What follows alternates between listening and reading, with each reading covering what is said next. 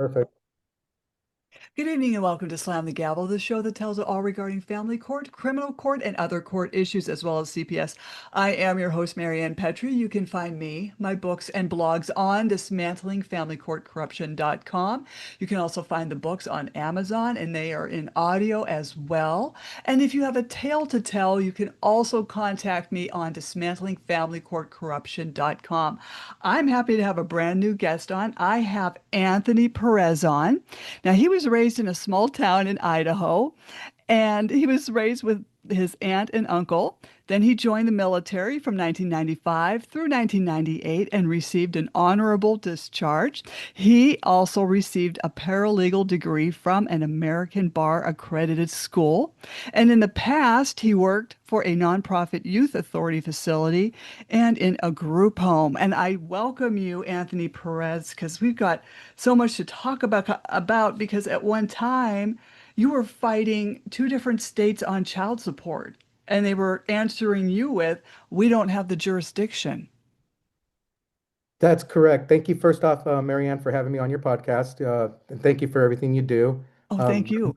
Thank you. you're welcome. Very much appreciate you, spreading awareness, like you do all over, the world.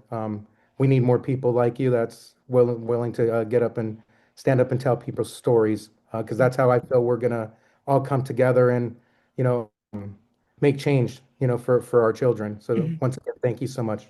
Oh, I totally appreciate that. Thank you. But You're welcome. But yes, so, like you said, yeah.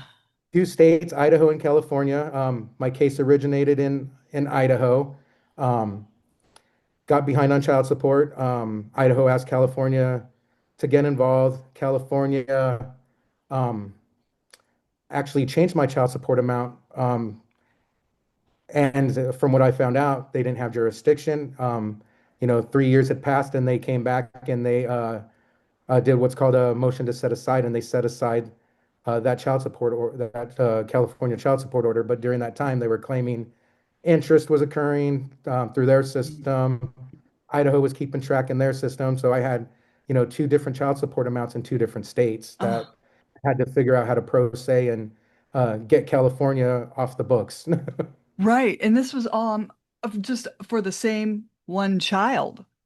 That's correct for the same one child, and I was told that that's not supposed to happen. And as I was looking for representation, attorneys didn't want to take my case in Idaho because they said they didn't know what to do about the child support that was in California because they got involved and they've never seen situations like that. So as I was shopping around for a modification, in 2024, all the attorneys that I was contacting in Idaho were like, "You got to get California straightened out first because we don't know what to do about that."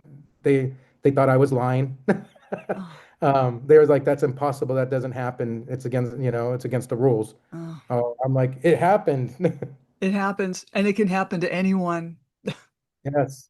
And it can happen to anyone, and it has a major effect on like your credit, what you can do, buying power, how to survive, refinance your house, especially, coming out of, the first family court case, you need to get back on your feet, and you can't even tap your equity into your house to help you get back on your feet. Once that child support hits your credit report, Mhm. you know, Right. And it seems like they hold these debts long after family court's even over with. they do. And that's one of the things that we're working on, and in DC with Mark Ludwig's group is the Bradley bill is we want to get that amended because um, other than a judge saying that they didn't have jurisdiction to that, I was almost going to get stuck with the $27,000 in California until they figured out, hey, you know what? This is a void in contract. It was illegal. It wasn't supposed to happen. That's really the only way that they can reverse that. Now, a judge doesn't have discretion to just say, hey, we messed up. Let's just reverse it. They have to do a whole, hey, it was set it aside because it didn't follow the rules and procedures. We didn't have jurisdiction. Mm. So it took time and, Oh, resources to do. I mean, I had to do it myself, And once again, luckily I met Mark Ludwig several years ago because Hmm. through his organization, like I believe in like 2019 around there, he had a DC trip that I attended. I met a gentleman named Seth, out of Oregon, who'd been doing this for a while, who had already been on the other side. He had 50-50 of his own children. He could see things clearly. He had education experience, with the court system, and I made him my battle buddy. I learned in the Army, find a battle buddy when things are hard, find a battle buddy. Um, they keep you on focus, they keep you straight. You trust them to tell you, hey, that's not the right way. Hmm. Things like that. So I worked with him for several years, and he's very familiar with like the ADA, which is a huge resource as well, for parents to look into. And Seth was um, one of the I don't know what he does, but he has a certificate through the ADA to help Hmm. people for ADA. So I made a friendship with him and he helped me, get my mind right, and things like that. So, Yeah, the ADA, for people to know there's ADA accommodations and they have to be taken seriously in these courts. It's becoming more well known, but the more we talk about it, hopefully it will really be more well known. yes, we need to get that out because it helps parents allow them to get a recorder so they can record so they can, especially when you're pro se, you need to be able to reference things that Hmm. happened earlier. I mean, and that was huge for me in my second trial. I was able to hold them to their words. I was like, no, no, no, I have that on recording.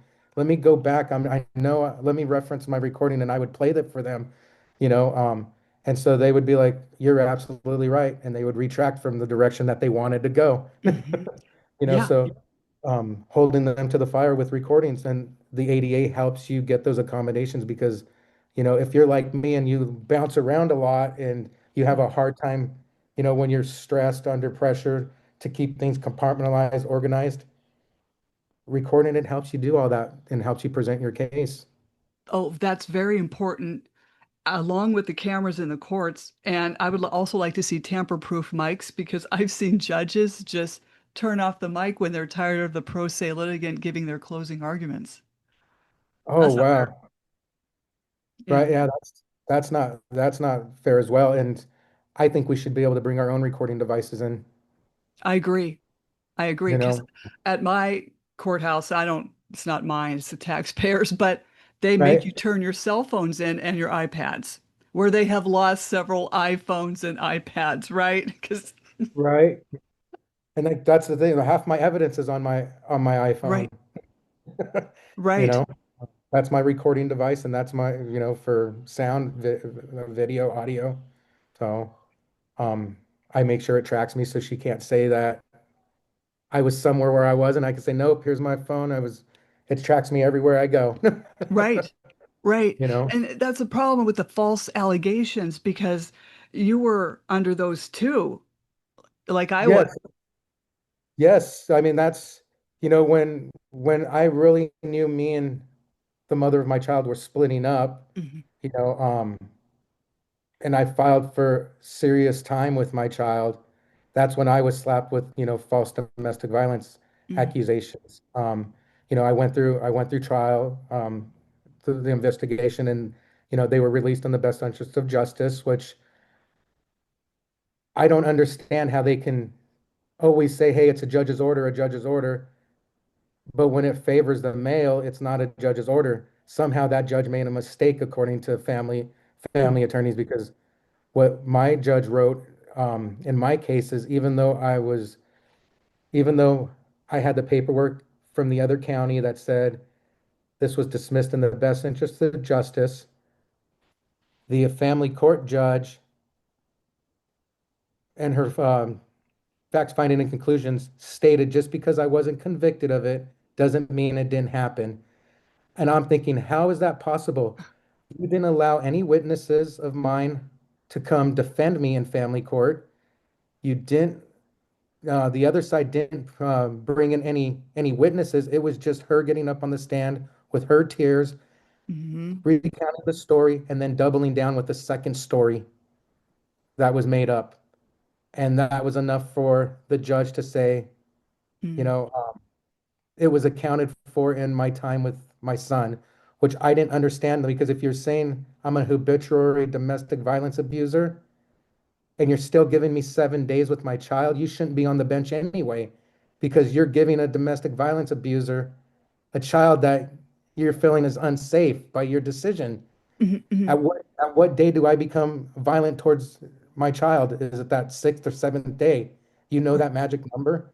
And so Mhm, that's what I had a hard problem in the, I brought that up to her. I was like, it makes no sense. You're giving me time with my kid, but then you're saying I'm an habitual domestic violence abuser. You're not protecting the child that you're saying is in danger. mhm, You know, mhm, so I didn't understand that as well. mhm. Like how can you use a reason to adjust time from your order, but shouldn't you be protecting the child if you really thought I did it? Right. You know? So, but yeah, so I mean it's really important, for parents, to get ahead of the domestic violence issues. Like my fir my criminal attorney, Mhm, mm, mhm, she advised me to file a lawsuit, and she would help me do it of defamation after I won my domestic violence. And I think that was the first mistake I made, to be mm, honest. And I'm gonna tell you why. hmm. I didn't stop the BS at the beginning because she at that point thought, you know what, I can get away with it more and more. My thinking was, you know what, that's the mother of my kid. Um, I don't want her to get in trouble because I have to raise this child with her for the next 18 years. Mhm, And she even told me if you don't go after her for defamation of character, you're going to get wiped away in family court, and I won't represent you in family court. And so I parted ways with her because I didn't want to follow her tactic, and I regret it now because like she even told me this is what's going to stop it in family court if you get hit her in the pocketbook and make her pay. mhm. And since the prosecuting attorney won't prosecute a mother for false allegations because they don't want other women to not come forward, is what I was told, Mhm, mhm. you know, that might feel threatened about getting prosecuted in the future. They don't want to stop, anybody from coming forward with, you know, um, in fear of being prosecuted for falsely accusing somebody. But I'm like, there's a difference here. You guys investigated, she lied. Mhm. That's the difference. Right. You have clear and solid evidence that she lied on purpose, you know? And they still wouldn't do it. And that's what my first attorney was telling me. The only way you're gonna get any leeway in family court is if you have the criminal set aside, and then you have defamation that you wanted an award through a jury. And she's all, you'll definitely win an award because you were found, in the best interest to be dismissed. Mhm, But I was like, nope, don't want to do that. And that was my first mistake. And that's one of the things I'm going to recommend to all parents, mhm. if you have a parent that's willing to lie on you and throw you in jail, they don't care about your well-being or your relationship with your child. So you shouldn't feel sorry for any of the consequences that come from, you know, um, filing charges against a defamation Right. lawsuit against. And they don't really even care about their child when they want that parent in jail because there are the adverse childhood experience score, which one of the questions is, are your parents divorced? Have you ever had a parent incarcerated? That right there. Well, Okay. what's funny about that is the red flags were there. Hmm. This is learned behavior. I remember sitting there talking about her childhood because I've known her since we were 14. Hmm. I know her family, her mom, brothers, sisters. But when we reconnected and we had a child together, like I had been missing for when I went to the army until for like 20 years. We just kept in touch through like Facebook, things like that. But when we got back together, she was telling me like her dad had to kidnap her and take her to two different states just to spend time with her because her mom would not allow them to spend time together. And she was recanting it like it was a very traumatic experience that my Mm. dad took me away from my mom, and it didn't click back then, but it clicked, okay, well, this is why she's doing this. This is her learned behavior. She thinks the children belong to her, just like her mother did, you Hmm. know. It's a red Um, flag. it's a red flag, and I didn't pick up on it then. Well, You you were know, young.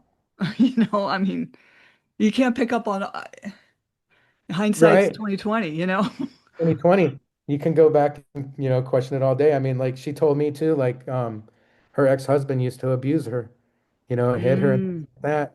Come to find, I mean, and I've known her husband since we were kids. He's one of the nicest guys, so it was really hard for me to believe. But of course, I'd known her longer and she was my friend. So I did believe her. Turns out he's one of the nicest, best dads and around that you can meet, and it was funny because the story she told me was the story she was telling on the stand about me. It was the same story I heard. I was just like, wow. well, that is scary. That's scary. Right? It is.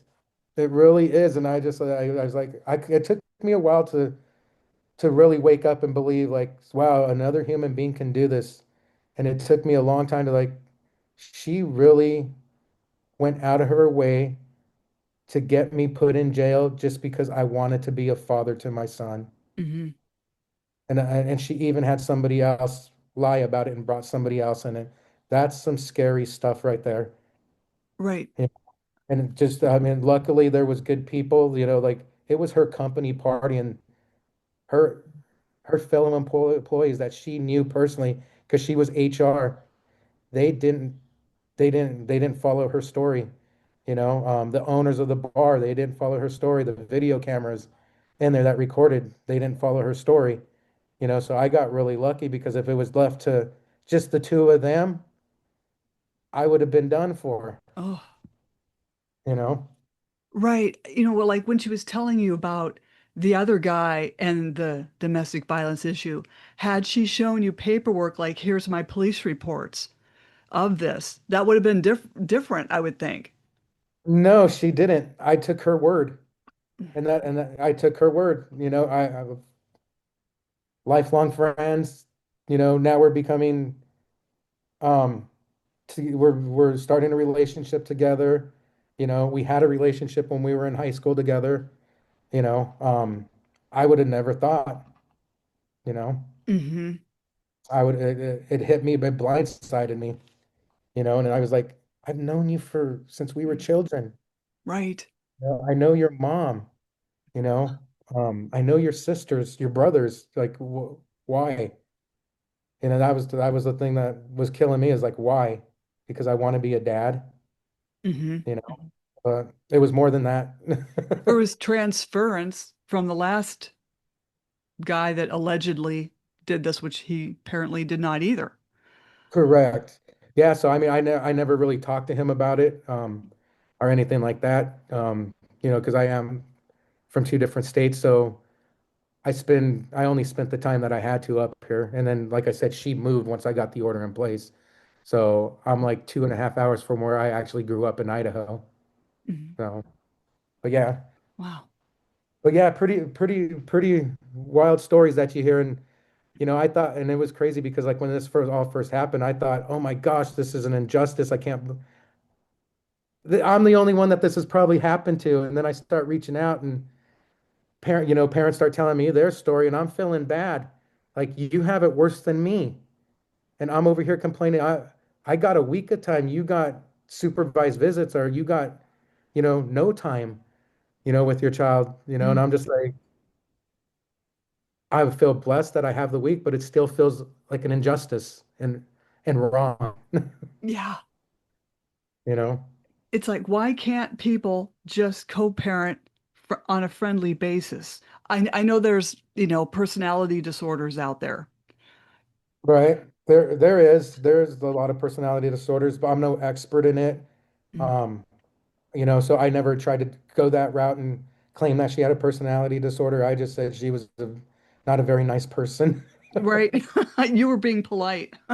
She's just not a very nice person, you know? And that's really what it just boils down to. She has a lot of, I just chalk it up to she has a lot of unresolved hurt inside of herself, you know? Hurt people like to hurt people.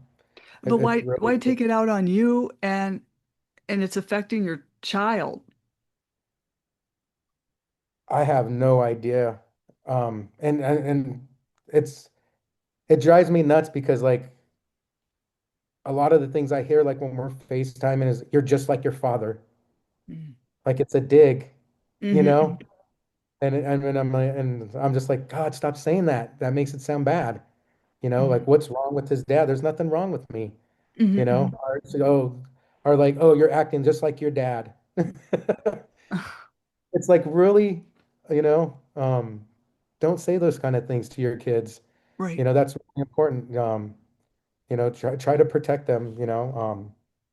And that's one of the other things like that I had a hard time with is my judge, like, how is a judge supposed to tell you the best interest of your child if they don't even take the time to interview your child, get to know your child, right? I mean, you go into court with just two angry parents, and as a judge, you should assume the worst is going to happen, Mm-hmm. right? You should assume that automatically because that's the way the game is set up. You know, we do what we're as human nature, I believe we do what we're allowed, most of us do what we're allowed to do, you know, and if we're allowed to walk into a courtroom and the behavior is expected that we sling mud, throw mud, and we don't work together as a unit for the best Mm-hmm. interest of the child, we're going to go in and do it because that's what's allowed. That's, you know, that's the Mm-hmm. system that was set up.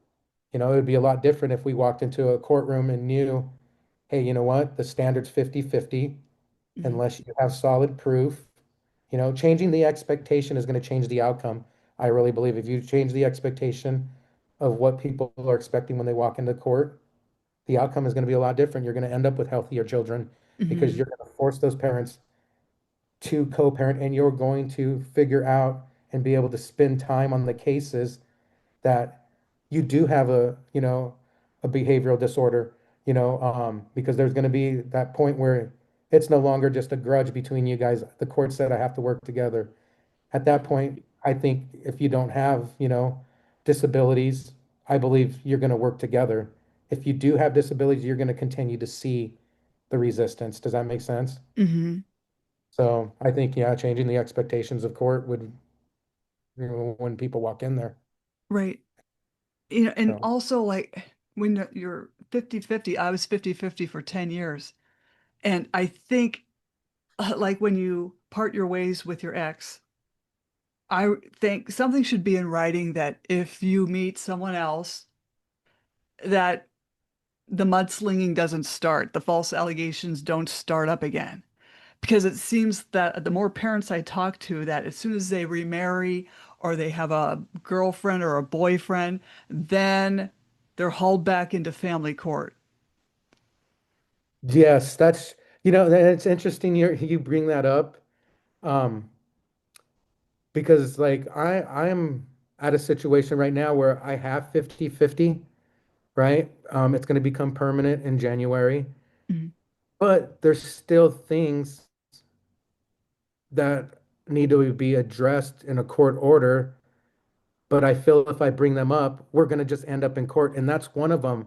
Um, since we started mediation, Mhm. my child has been introduced into two different family settings where they're staying the majority of their time in two different households and not even their own household. Mhm. And it's been two different households because she's changed two different partners in the time that we've just been in mediation. Mhm.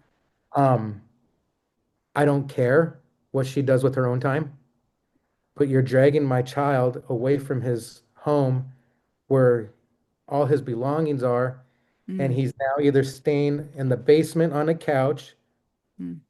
packing his PS5 or his Xbox with Mhm. him, but not having all his belongings, the first situation. Second situation, different guy. Now he has his own room, but he's still missing all his belongings. That's just not home, you Mhm. know? Um, I want to bring it up, but I don't want the courts to say that I'm a jealous psychopath dad But Yeah.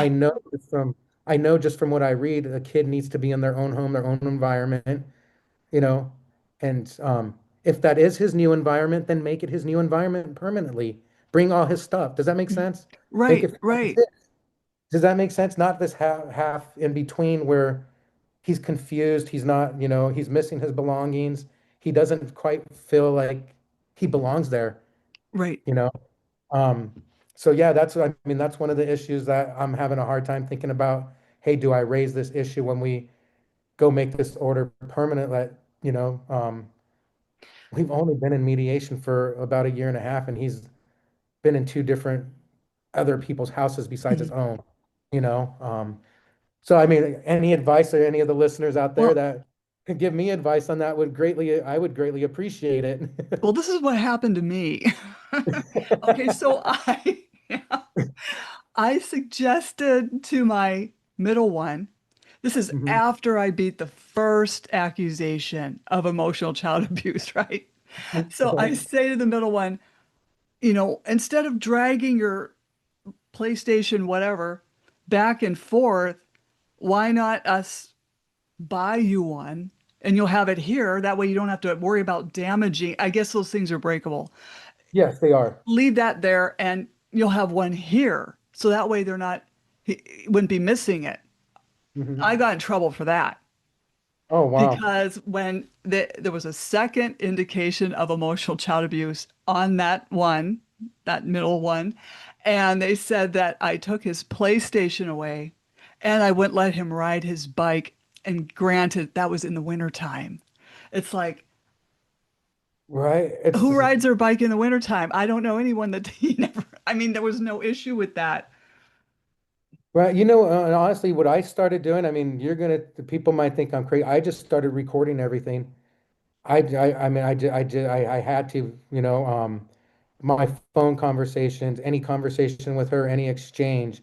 And they even, in my first hearing, they even asked the judge if I could stop doing it, because I felt they wanted to set me up for another false Mhm. allegation, you Right. know. And I kept telling the judge, if you do that, you're taking my ability, away to tell you the truth, you know. Hmm.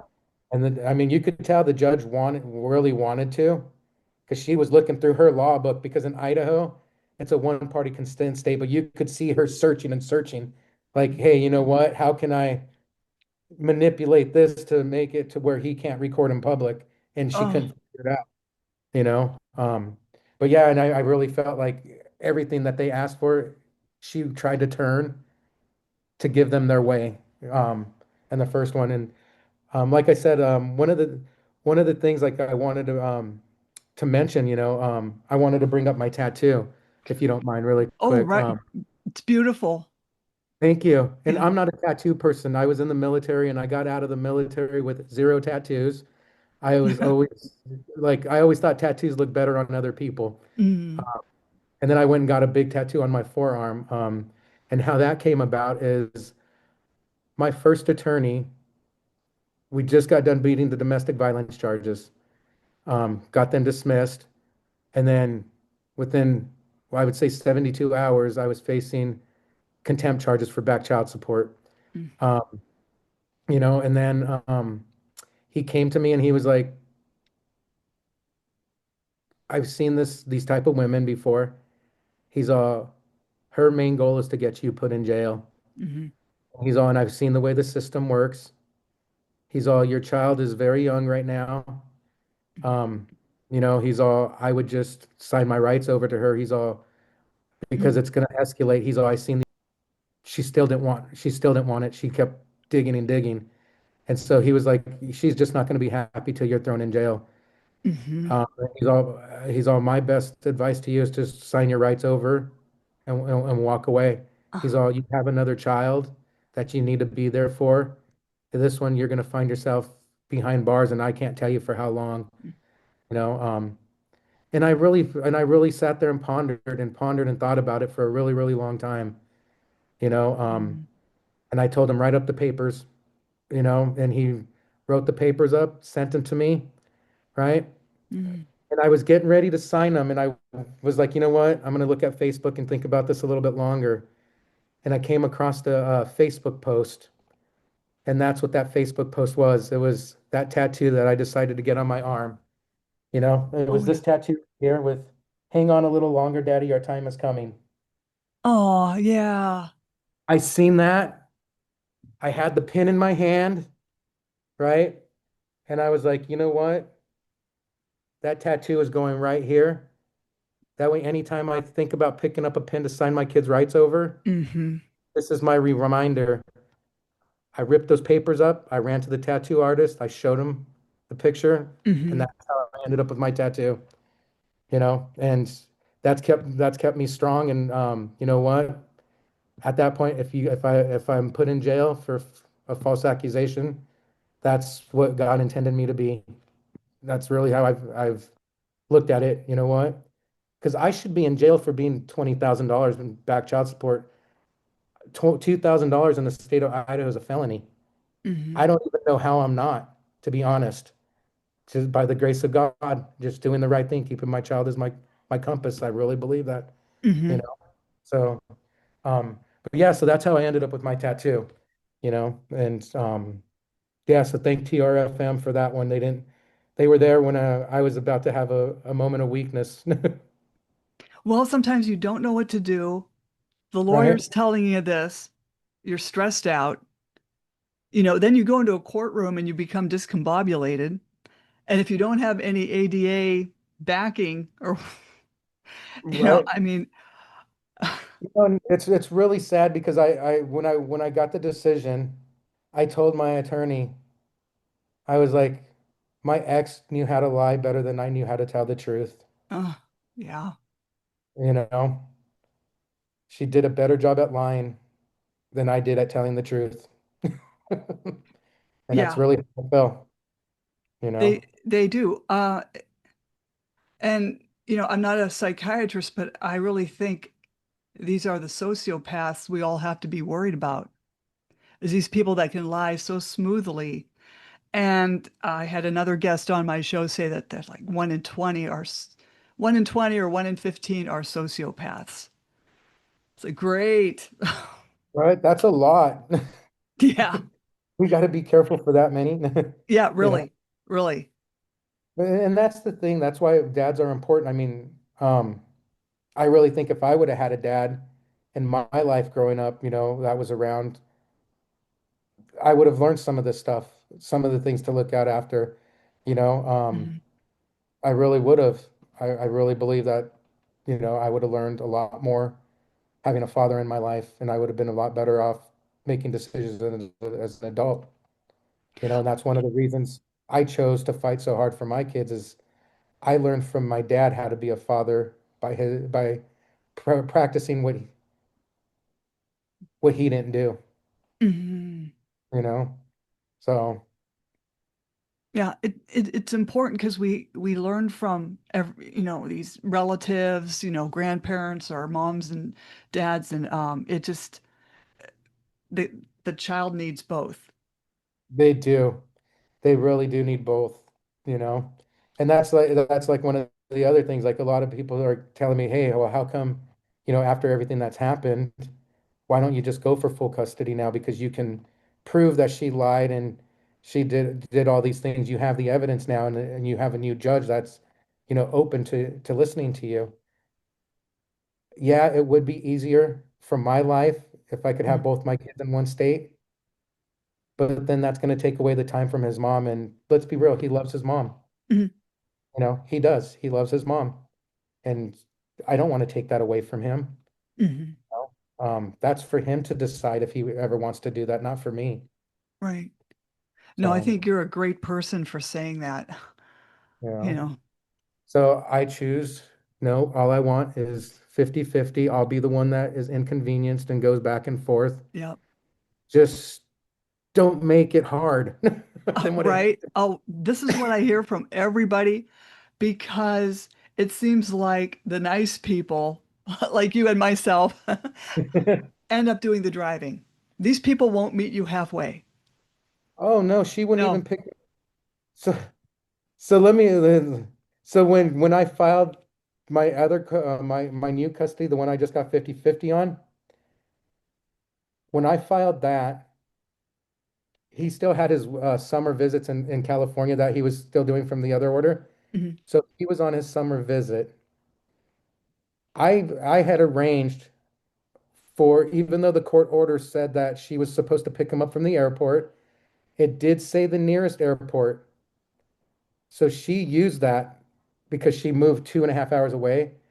There's a little tiny prop airport, little prop airport here in her town, which there's like two flights out a day. She wanted me to fly in there, and they're like $1,000 a month or a flight, right?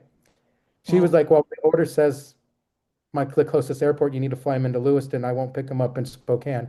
I asked her one time out of 3 years to go to Spokane to pick him up because my ride um, got stuck in another state and didn't make it back to Idaho in time, like he said he would. Because I had friends that would pick him up from the airport, drive 2.5 hours to Lewiston, drop him off, and then go back home to 2 hours. So they would do a 4 hour trip for her child, because she refused to go and I didn't want to fight with her. But the Mhm. one time that I pressed for her to do it because I had no one, because the guy that was supposed to do it had other issues come up, she fought me. The tickets were already ordered. He was Mhm. already in the plane, in the air. She didn't go pick him up.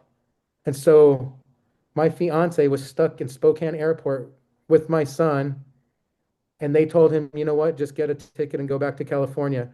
She called all the local law enforcement and said I kidnapped him, that I didn't return him. Yep. And so they filed a motion to order to return my child. So when I got to Lewiston, even though I had a modification in the courts for pending, the judge's first impression of me is I was withholding the child in a different state, which, yeah. So they made it look that way, and then she was like, well, this seems like a lot different of what I was informed of through the paperwork that was filed, right? And so Mhm. she just started figuring out, and then she started, starting to believe me more and more. And then that's when she was like, because her attitude was, we're going to trial, we're going to trial.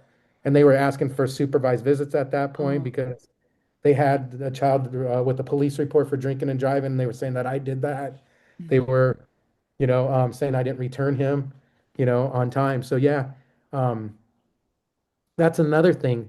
Make sure to tell people to look at their facts, findings, and conclusions, because when the order's written, the opposing attorneys, they write it to best fit their clients. And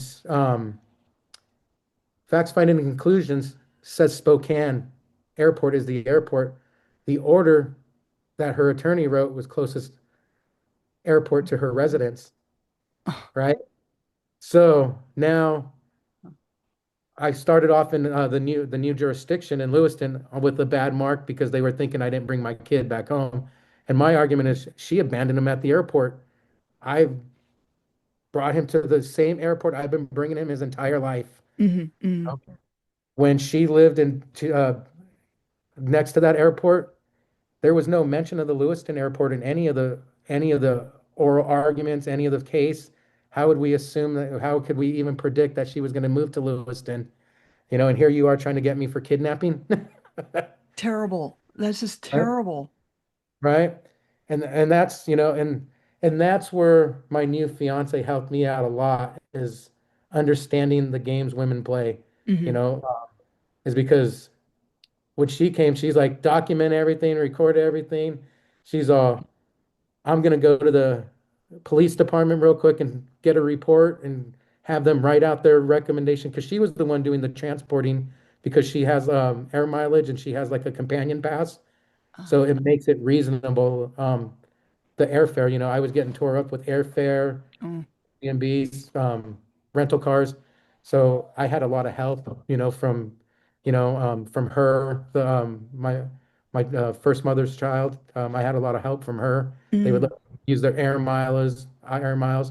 They would charge all the business expenses, and then they would just let me have the points so I can come see my kid.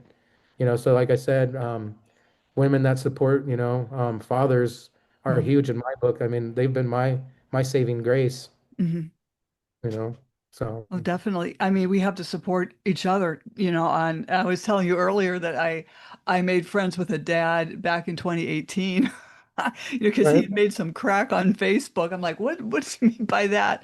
So I said, hey, I messaged him and I said, hey, call me. And he called me. We were on the phone for 3 hours and we were talking well, about his case and what had gone on in my case. So we were comparing cases and, we've just been working together and he works with other people too as well for the success in his case. right. So we all have to pull together. And I'm so glad I, Right. yeah. So yeah, it just, you need people to lean on when you're going through this family court You crap. do, and if, like, yeah, you really do. And if that's, if you take anything out from my interview, that's one of the things I want to emphasize the most is find a good support system, find a good support group, because you can go the wrong direction real quick as this is happening to you. Um, Try to stay away from the people that are trying to bring you into the Hmm. negative. Reach out to people, like Mark Ludwig, get involved in organizations, reach out to people like yourself. You know, I found, Ryan Powell, from Tough, the unmarried father. I mean, he Hmm. uses a lot of great humor that when I would just be pissed off at my core and, ready to self-destruct, I would see one of his funny videos come up, about child support, and he puts a spin on it that just makes you laugh, and you're like, you know, um, so he's good for the laugh factor and, to take the edge off. Is he And, on YouTube?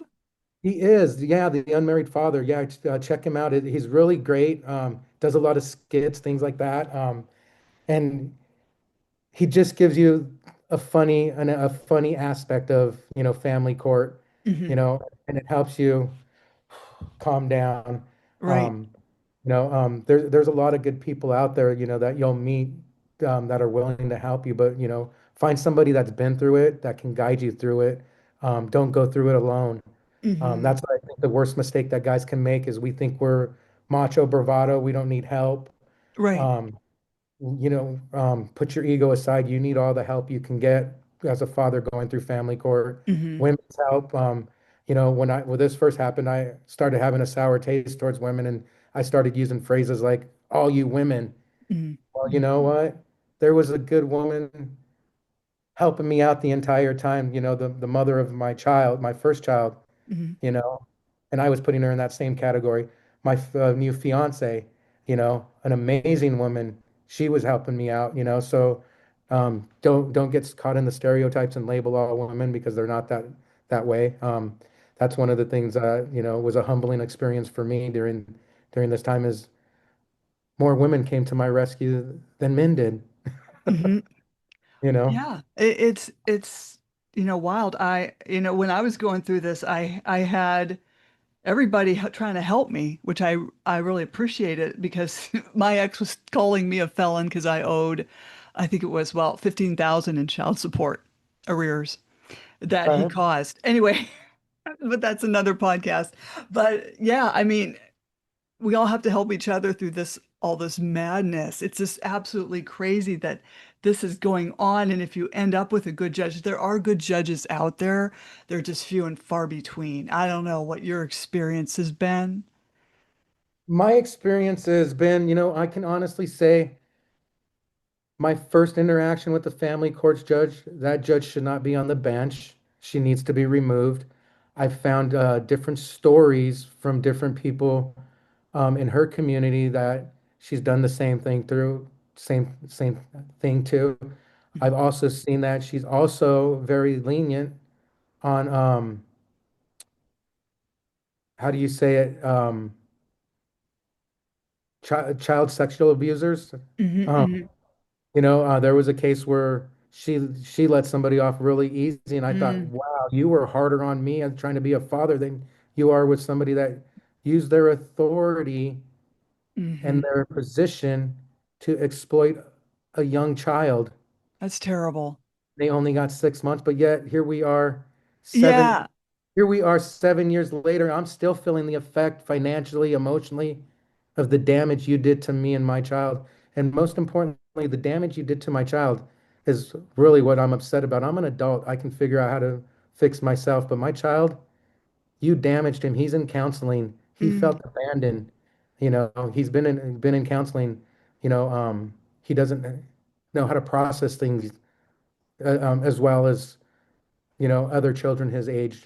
He has anger issues because of what happened to him, and hmm and I've seen it firsthand because I have a child where I have a good relationship with the mother and we work together. I see in school he excels, he wins all the awards, he's doing good. I have another child that we don't get along, we're in court. That child is getting calls for fighting, hitting people, you know, um, he hmm calls it throwing hands, and he's only 9, you know, No. throwing hands. I mean, that's what he told me. Oh yeah, I had to throw hands. I'm Mm, like, no, you don't, but um, schoolwork, he's starting to get behind in schoolwork, like falling further and further behind on mhm, the reading scales on his test. My other kid, he's winning all the awards he's got an 11th grade reading, mhm, and he's in a California school. Everybody says California schools are bad, but you know what? It's really the parents and how mhm, the parents raise their kids. It's not the schools, it's the parents at the end of the day. If parents are involved in their children's lives and they're working with them, correcting those deficiencies, and it takes two parents, because I can't give my kids what their mothers can, mhm, and vice versa. They can't give, what I can give them, so you need to work, in collaborations, and I see it firsthand. I live it, with both my children. And it's heartbreaking because you read all the statistics, you read everything, and you can just see it unfolding in right before your eyes with your two children, just because Oh, of two different scenarios, you know, right. and that's the hard part. Well, Uh, and that's proof that 50-50 is so much needed. If people could just set aside their differences. Yeah. right. I don't know why, and I don't have the answers to that, but um, I do have the answers to make parents, you know, not do that. We do need 50-50 bills. We do need, accountability bills. Um, One of the things that I would like to see is attorneys need to be held accountable. These clients are learning these bad behaviors from somewhere. Mm-hmm. And and you know what's so funny? Because me and my ex, we were such an on again, off again thing. Like we got out of courtroom and ran back to her house one day and reconnected right after court. It Mm-hmm. was it was that it was that crazy, Mm-hmm. right? But she apologized to me one day in bed when we were laying there, and she thought we were getting back together. She's like, "I'm so sorry I put you through all this." And she told me that her attorney's the one who told her about the domestic violence. And she also told me that her attorney told her about going after me for paying outside of child support. She didn't realize I would be that stubborn and fight over $3,000 and spend $10,000 to prove a point. Oh, She told me that. oh my gosh. Yeah, I do believe these attorneys are instigators to keep the case going, the billing going, bill, and they are t in telling their clients to do the wrong thing. I think it's a setup with that too. It is. So it is a setup. I mean, they're just looking for billable hours. Like when we got my new transfer, the very first thing my new judge says is, "Hey, I'm looking at your file from the last trial and you guys went 9 days." She's all, "We are not going that long, just to let you know." Right. She set the expectations out the gate. I'm not playing with either one of you. We're not doing a whole 9 day bash you down. And as she started getting more information, she was like, "I think we need to do mediation." And she didn't make me pay for mediation and go find a mediator like they do in Mm, Idaho, like you have to pick one off of their list and all that. mm, She sent me to another judge that she works hand in hand with.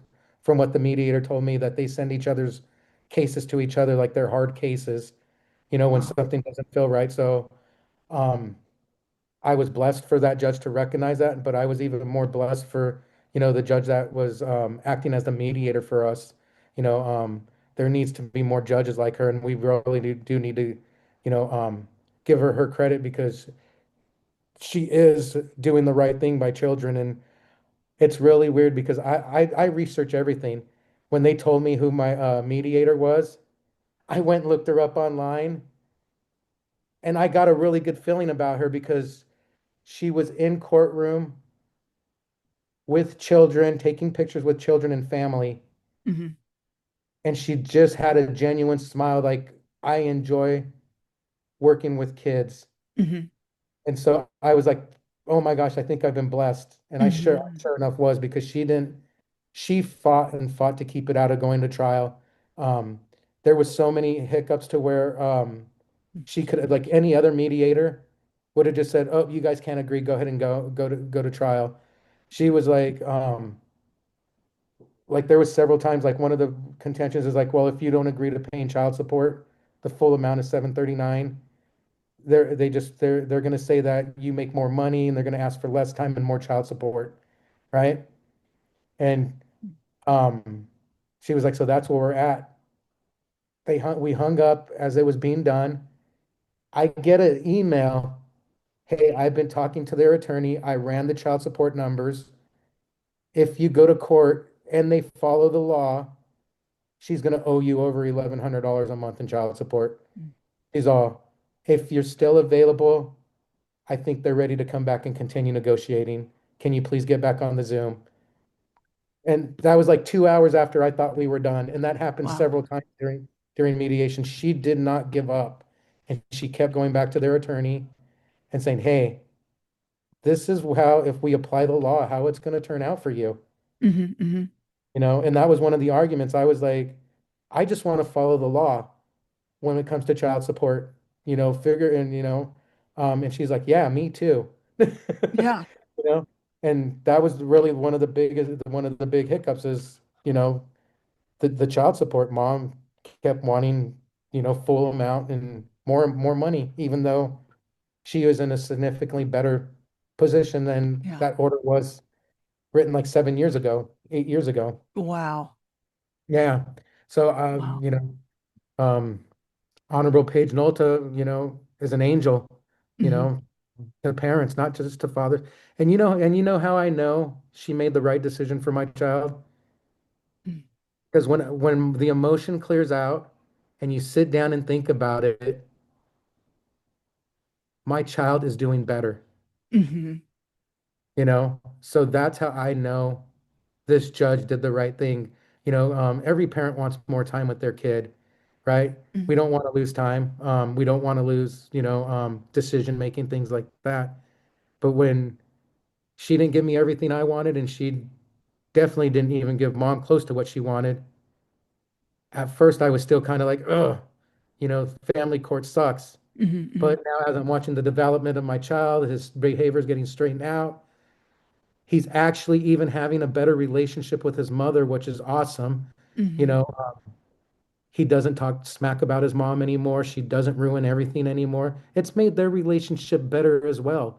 You know, um, so when I look back in all of that and take all the emotion out of it, this was the best decision that the judge made for my child. Hmm. It wasn't the best decision for me personally, Hmm.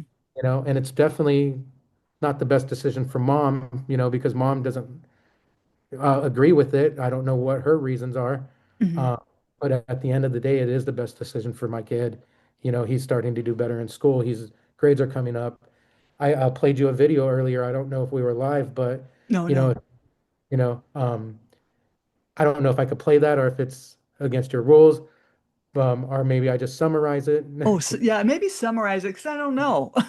Right. Yeah. But yeah, so like one of the things my kid had a problem with at school is he likes to fight when people upset him and he gets angry.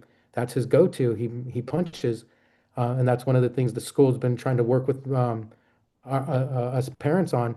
Um, when I got 50-50 and I was able to spend more time with him, spend that time driving to school with him in the morning instead of him taking the bus in the morning. Um, every day, just constantly reminders on the way to school. Hey, you know what?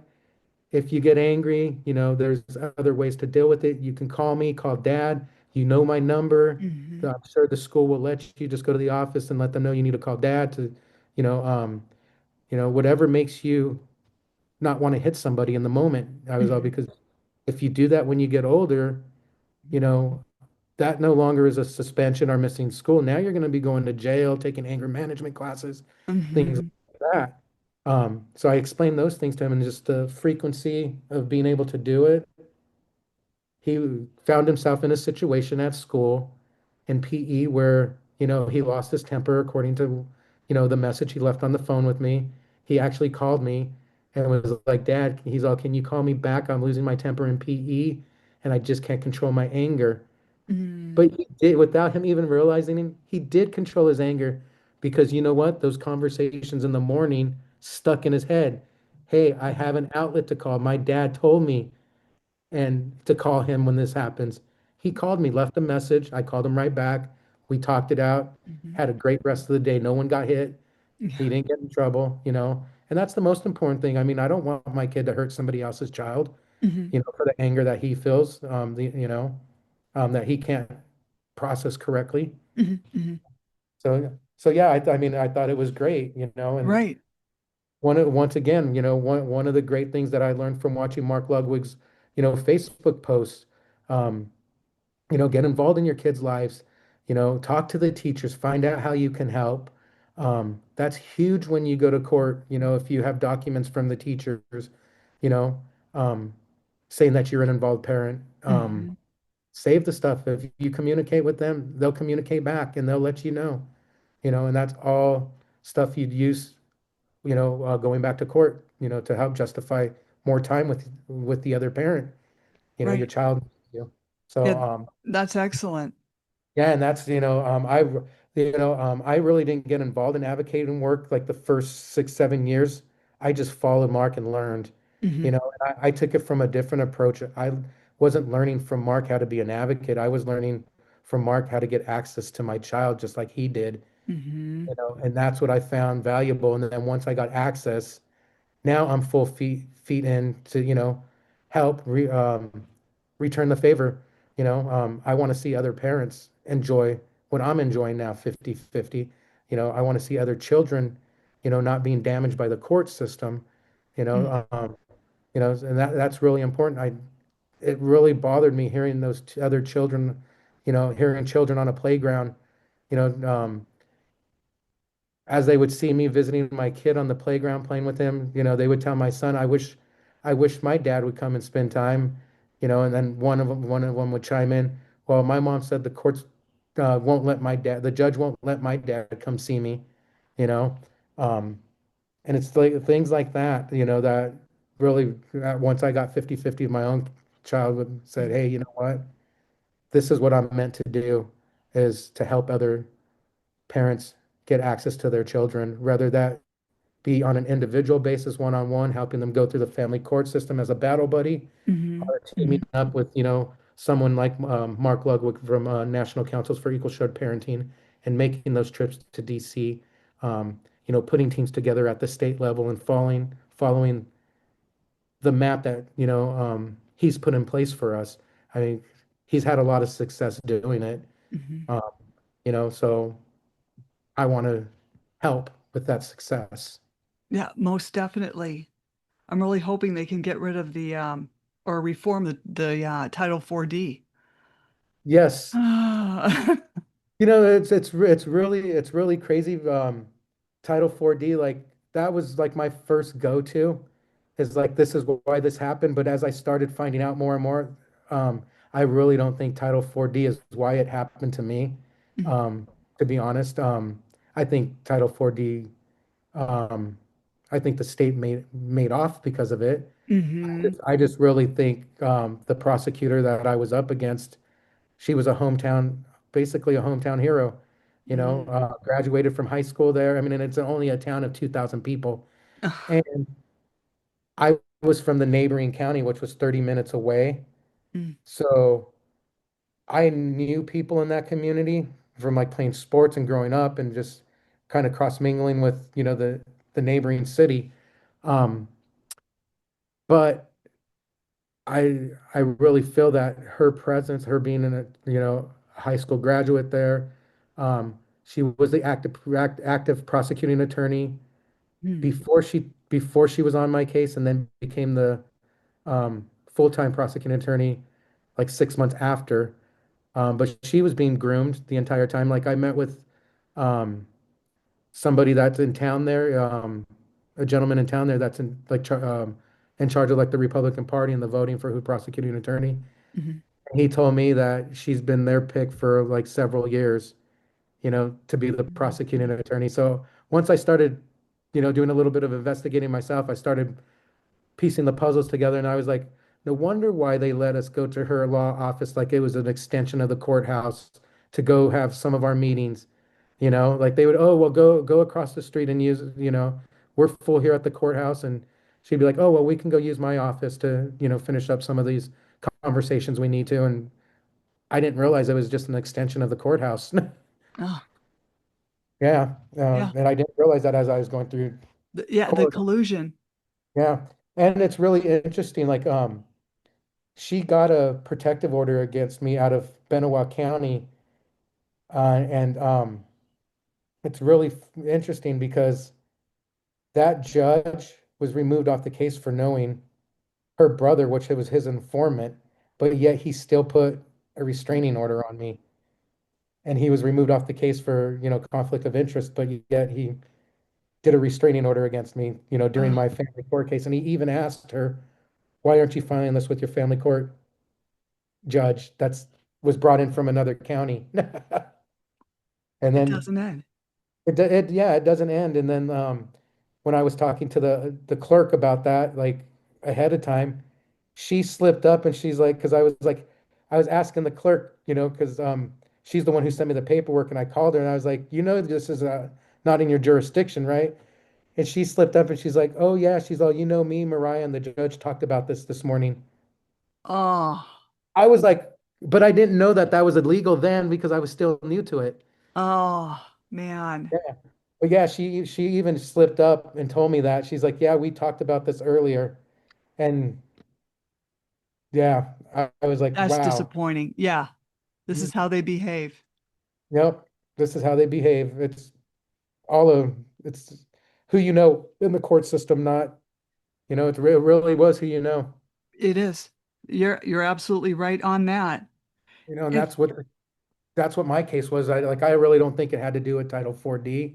I Mhm, really think it had to do with um she got the attorney that was knitted in the community, and I argued with that attorney throughout. And I at one point I even told her, when this is over, I got something for you, mhm. meaning I was going to expose her. She took it as a threat Oh, and even reported it to the judge. I mean, we were out of session. I was sitting with my attorney, and they were sitting over there, and we were packing up, and they just got done lying. And I was like, I have something for your lies when this is all over. I'm not letting this go. Next day we get in court. They're bringing up, I threatened her, and now she's a mm. fearful for her life. Now the attorney's acting like she's fearful for her life, you know? Yeah, the dramatics. The Dramatics. dramatics, I was like the dramatics. But you know what? Like I said, I shared with you earlier. I mean, God does have a way of, you know, righting righting wrongs. So if you don't believe in karma, you Oh, yeah. know, karma's real. Yeah, I that was deep. Oh, Karma's real. I don't even know if I want to talk about it. I don't know if it's a good thing to talk about because it involves a child. But mhm. just remember, if you're stealing children from good parents, karma's going to come back and steal yours. Right. That's what happened in my situation. The prosecutor who lied and lied, I just found out, this year I got 50-50, and this year, unfortunately, God bless his soul, but she lost her child at 10 years old, Mm, you know, and I mean, that's really sad. And what's even sad is I had people from that community reach out mm. like in a celebratory way, like, hey, I'm delivering you good news. Mm. I had several families call me and reach out when that happened, and like they were delivering good news to me, and I was just like, wow, that's, that's not good news to me. That's not my revenge. My revenge is to get her removed from the prosecuting office and Hmm. to remove her from power, not for her to lose her child, you know. Right. Um, so yeah, but yeah, karma's real. It really is. So be careful, attorneys, judges, when you're taking good people's children away, you Hmm. know, because you never know when it's going to be your turn, you know. Exactly. Because I think I told you the story about my judge, right? I heard your story on your podcast, and I was like, oh my gosh. I mean, because I was trying to figure out, coincidence or things like that. But, It was you too know, weird. like my fiance says, there's no such thing as coincidence. Mm-mm, mm-mm. There's really not, there's really not, Right, you because know, he took my kids March 2nd of 2015. Then he passes away of pancreatitis March 2nd of 2017. right, It's like, and there I was begging God, can you do something with this guy? Get him to recuse. Deal with him. You deal with him, God. He did. right. I always, I prayed and prayed that, for her to feel the same thing that I felt. I was meaning, I hope her husband takes her kid away from her. You Hmm. know what I mean? Something like that. I never wished, this upon anybody, Hmm. But like my fiance said, you know what? Obviously, she's been doing a lot of things that aren't good in the universe and putting a Hmm. lot of bad out there that, her poor child had to suffer, for her sins, you Yeah. know? Yeah. It's Sad, it, but true. it is, it's hard because she's part of the community I grew up in that I'm familiar with. So I do kind of have that soft spot, Like I almost thought about reaching out and seeing if we could work on a bill together, Mm, because like I told her, you know, um, at the end of my trial, I even told her no father should have to um, fill, the absence of a child when they're still alive, right. And I was like, that's what you're doing to me. Hmm. She just smirked with her little grin. Hmm. And I was like, yeah, I mean, so like I've thought about reaching out and seeing if we could work together, do something like that together, Hmm. repent for your sins type of deal, make amends. Um, so I'm slowly starting to work on that avenue. I have some people uh, that are mutual connections between us, kind of tossing the idea towards her because it would be better to bring her on board and, you know, um, help try to stop it instead of humiliate her, over Hmm. it. Because like I thought for years, I have the evidence to embarrass her in her own community, Hmm. 'cause she's a outstanding citizen. Everybody thinks she's proper, but I Hmm. have her being ugly in court. I have her tactics in court because of my second attorney that gave me the audio tapes. So I've thought about, coming out that way, but I think a kinder approach and a collaborative more approach is probably a better way. Maybe she's grown in the last 7 years, and maybe Hmm. this has made her think, hey, you know what? The things I've been doing aren't right, you know. So Yeah. I'm hoping, I'm praying. Oh, So yeah. You have been wonderful to interview. This has been wonderful. really, yes, yes, you've been a joy to interview. Well, I've been nervous. I was nervous leading up to this because this is my first interview, and I'm Oh, not I'm not comfortable doing this type of thing. Like even like I'm a DJ, I'm comfortable in that atmosphere, having the uh-huh. spotlight. Does that make sense? I like this type of spotlight. I'm not an expert in yet. Even though I've been following Mark, learning from for 9 years, but that doesn't make you an expert in this field at Well, all. you lived it, You you know, lived it, so that is But experience. that True, is it. I true. lived it, and I came out and I did it pro se, which I'm really proud of, myself, the people that helped me. Um, I just couldn't see, you know what? I was like, I really went into it. Family court's going to screw me no matter what. I'm going to give them the least amount of money possible. I'm doing this Hmm. myself. I don't see how they can take my little bit of 1 week away. You Hmm. know, I was really, I was to the point I'm rolling the dice on myself Hmm. and not an attorney, even though my second attorney, Samantha Hammond, out of Coeur d'Alene was an amazing attorney. Hmm. And I really think it would have been different if I would have had her because I know she would have Hmm. fought and filed motion and, you know, Hmm. uh, it's just she came in for the closing arguments and to end the last 2 days of trial. Does that make sense? Hmm. So her hands were really tied of what she could do, but Hmm. I really feel that she was a really good attorney and one that would have fought harder if she would have had the case from the beginning and would have had more control. And that's what Right. she told me from the beginning. All I'm really here is to do is to clean up your case and limit the damage because she's all the damage has been done already in your Wow. case.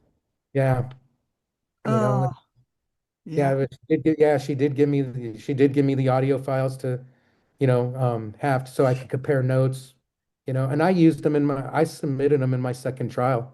Hmm. I submitted them to Lewiston County. I submitted them all, and they were like, "Whoa, we've never had a guy come in here." And I even told them, I was like, according to the other court and everything you're going to read, I'm a liar. That's how I started my introduction to them. I'm a liar. Hmm. I've been made to be a liar. And that's how I started. I was like, I've been treated worse than a criminal in family Oh, court, you know, and it's true. I was treated worse than a criminal in family court, and I see a lot of dads that yeah. happens to. So, Well, everybody's guilty until proven innocent. So, right. That and that oh, and that's really how family court works. And even you're even guilty depending on what the judge really wants to do because I proved my innocence in a court of law, right. with a complete investigation, a complete, retraction from the government. And you know what the scary part was? Here's the scary part. When you first walk into a domestic violence court,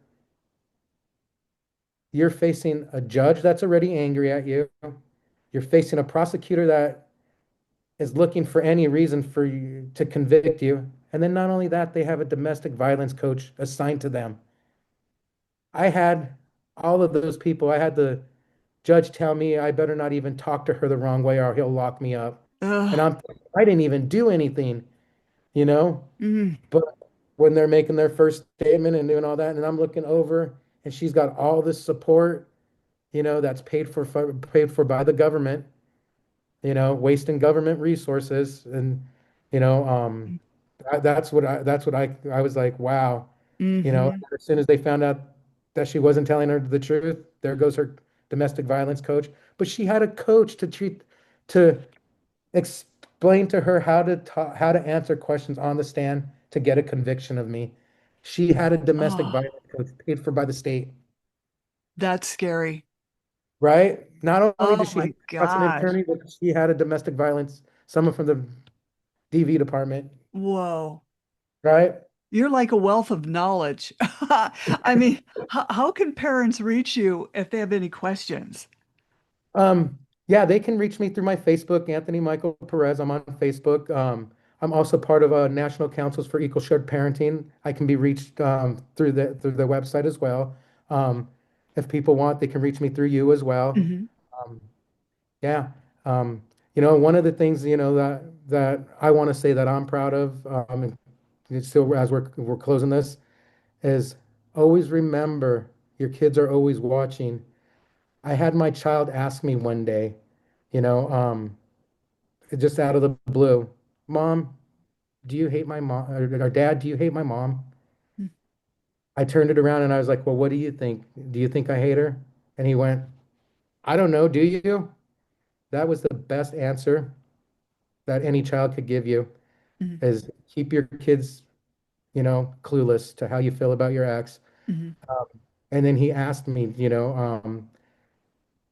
asked me, he's like, well, how do you feel about it? Because my son's seen it all. He's seen me get arrested right in front of him for false Hmm. domestic abuse.